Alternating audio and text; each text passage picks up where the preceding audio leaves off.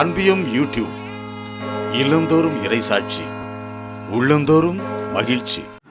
ஆண்டவரே, உம்மை பின்பற்ற விரும்புகிறவர்கள் உம்மை போல தங்கள் செல்விகளை துன்பங்களை முணுமுணுக்காமல் உம்மீது கொண்டிருக்கும் நம்பிக்கையில் சுமந்து வர அழைப்பு விடுக்கிறேன். உமது அழைப்பு சீடர்களின் நற்செய்தி அறிவிப்பு வாழ்விலே உண்மையாக மாறியது. தாங்கள் சந்தித்த அனைத்து நெருக்கடிகள் மத்தியிலே துணிவோடு நற்செய்தி பணியை ஆற்ற முடிந்தது. வேதனைகளை பெருமகிழ்ச்சியோடு தாங்க முடிந்தது.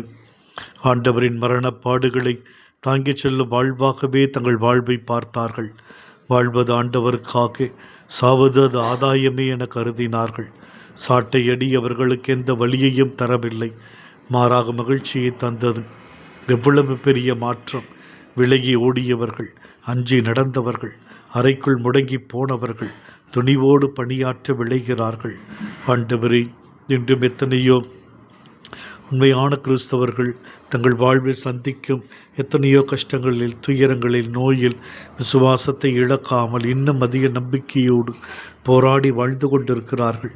அவர்கள் தங்கள் வாழ்க்கையில் வெளிப்படுத்தும் சாட்சிய வாழ்வு மிகவும் பாராட்டுக்குரியது.